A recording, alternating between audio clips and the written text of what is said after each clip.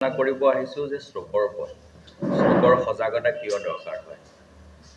আমি যদি সমীক্ষা যদি চাওঁ যে সমগ্ৰ পৃথিৱীত প্ৰতি বছৰে প্ৰায় 1.5 কোটি মানুহৰ ষ্ট্ৰোকত আক্ৰান্ত হয় আৰু এই সমীক্ষাটো চাব গ'লে প্ৰতি 20 ছেকেণ্ডত এজনকৈ মানুহৰ ষ্ট্ৰোকত আক্ৰান্ত হয়। এইটো এটা বৰ ভাল খবৰ নহয় আৰু ভাৰতবৰ্ষত প্ৰায় 16 লাখ মানুহ প্ৰতি বছৰে ষ্ট্ৰোকত আক্ৰান্ত হয়।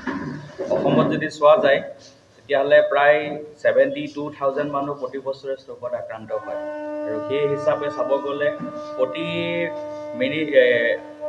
মিনিটত আপোনাৰ এটলিষ্ট এজনকৈ মানুহৰ হ'লেও আপোনাৰ ষ্ট্ৰোকত আক্ৰান্ত হয় আৰু সেই আক্ৰান্ত মানুহখিনিৰ মৃত্যু হ'ব পাৰে বা নহ'লে জীৱনৰ কাৰণে পংগু হ'ব পাৰে। আমি যদি সমীক্ষা হিচাপে যদি চাওঁ তেতিয়াহ'লে যিমান মানুহৰ ষ্ট্ৰোক হয় প্ৰায় 1/3 মানুহ 30 to 33% মানুহৰ মৃত্যুৰ মুখত পৰে আৰু বাকী 1/3 মানুহ কি হয় আপোনাৰ পংগু হৈ থাকে, হাত ভৰি পেৰালাইচিছ হয়, এটা স্বাস্থ্যৰ এটা ছাইড মানে বডিৰ পক্ষাঘাত হ'ব পাৰে বা যদি কিছুমান মানুহ যদি পক্ষাঘাত নহৈও জীয়াই থাকে তথাপিও অলপ হ'লেও কিবা হ'লেও অসুবিধা থাকে, কাম কাজলৈ আকৌ ঘূৰি যাবৰ কাৰণে দিগদাৰ হয়। গতিকে এইটো এটা বৰ বিপদজনক কথা।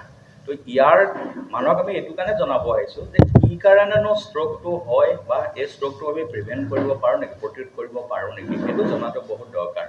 আমাৰ মানুহৰ ক্ষেত্ৰত সকলোৱে এটা কথা দেখা গৈছে যে যেতিয়া এজন মানুহৰ ষ্ট্ৰোক হয় বহুত মানে ডাক্তৰৰ ওচৰত নগৈ কি হয় বেজালি লগাবলৈ আৰম্ভ কৰে।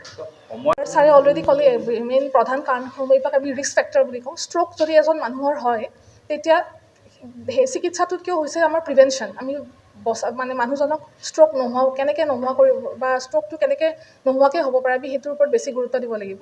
তাৰ কাৰণে কিছুমান ৰিস্ক ফেক্টৰ্ছ থাকে, যেনেকৈ ধৰি লওক ব্লাড প্ৰেছাৰ, উচ্চ ৰক্তচাপ, মধুমেহ, ডায়েবেটিছ বা এজ, যোনটো আপোনাৰ ছাৰে অলৰেডি ক'লে 50 বছৰৰ ওপৰৰ মানুহখিনিৰ ষ্ট্ৰোক হোৱাৰ চান্সটো বেছি বাঢ়ি যায়।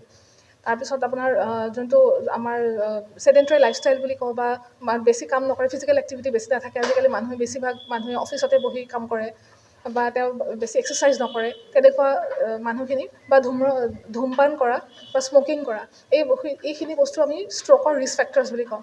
আৰু সেইখিনি ৰিস্ক ফেক্টৰ্ছ আমি যদি প্ৰিভেণ্ট কৰিব পাৰোঁ বা মানুহক সজাগ কৰিব পাৰোঁ যে নিয়মীয়াকৈ নিজৰ ৰক্তচাপ, ব্লাড প্ৰেছাৰ মেজাৰ কৰা বা চিকিৎসকৰ ওচৰত গৈ ৰেগুলাৰলি ব্লাড চুগাৰটো টেষ্ট কৰা, এইখিনি যদি আমি সজাগতা মানুহৰ মাজত আনিব পাৰোঁ আমি বহুতখিনি ষ্ট্ৰোক বা পক্ষাঘাত বেমাৰ আমি মানে প্ৰিভেণ্ট কৰিব পাৰোঁ।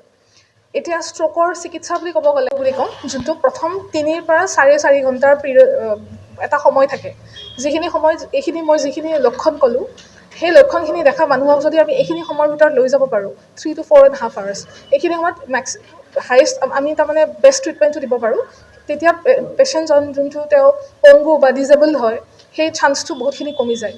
এতিয়া আমাৰ ষ্ট্ৰোক চেণ্টাৰবোৰত আজিকালি এটা প্ৰচিডিউৰ কৰোঁ আমি, থ্ৰম্বলাইচিছ বুলি কওঁ।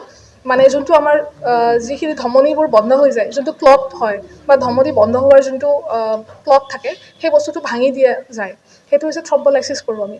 সেই প্ৰচিডিউৰটো আমাৰ কাৰণে অতি জৰুৰী, জানো মানুহজন পিছৰ ফালে পংগু নহয়। সেইকাৰণে আমি এইটো জানিব লাগিব যে মানুহজনৰ এই যিখিনি লক্ষণ দেখা দিলে ইমিডিয়েটলি আমি নিয়াৰেষ্ট হস্পিটেললৈ লৈ যাব লাগিব। আৰু প্ৰত্যেক ষ্ট্ৰোকৰে ফাৰ্ডাৰ মেনেজমেণ্ট যিখিনি থাকে অলপ বেলেগ।